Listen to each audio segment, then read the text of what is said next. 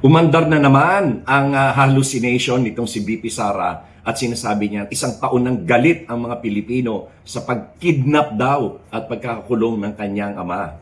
Oh, asan? Asan ang galit? Ha? Magtawag ka, hinahamon kita ngayon na VP Sara. Magtawag ka ngayon ng rally niyan sa EDSA. Tawagin mo ang lahat ng mga galit na Pilipino. Tingnan natin kung merong pangkakampi sa'yo. O sige na, magtawag ka ngayon para malaman natin na ang sinasabi mong yan ay isang katang-isip lamang sa'yo.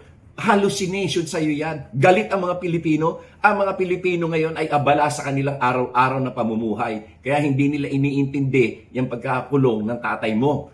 O, hindi naman siya inosente. O, di ba? O, magtawag ka ngayon ng rally, hinahamon kita.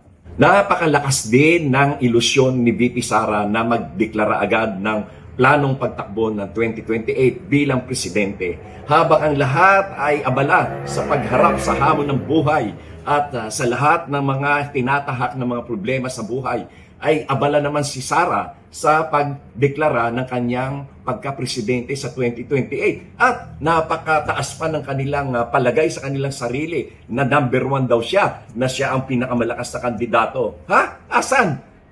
Hindi ka iboboto ng mga Marcos loyalists at mga Ilocano sa buong Pilipinas kasi gusto mo ipatapon ang bangkay ni President Ferdinand Marcos Sr. sa West Philippine Sea. Gusto mong ipapatay si BBM, gusto mong ipapatay si Lisa, gusto mong ipapatay si Martin. Paano ka naman iboboto? Ngayon, ito naman mga Dilawan at Pinklawan, hindi ka rin nila iboboto sapagkat meron silang kandidatong sarili nila. Andyan si Madam Lenny, andyan si Kiko, andyan si Bam, andyan si Coco Pimentel, andyan si Risa Hontiveros. Bakit ka naman nila iboboto?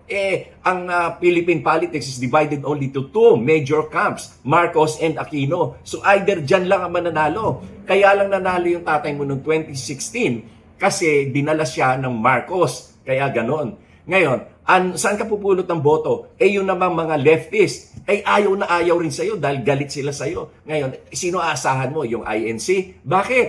Ha? Ang INC, iboboto ka niyan, dadaling ka niyan, pag nakita nila na ikaw talaga yung pinakamalakas. Pero kung hindi, siyempre, hindi ka rin nila dadalhin.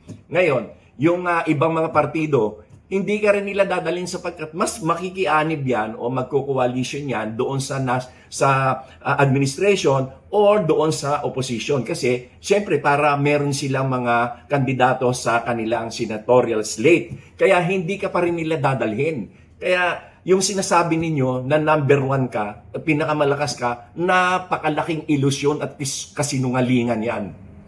Saan ka pupulot ng boto? Sa Davao lang. Ilan lang yun? Hindi ka paabot ng 5 milyon.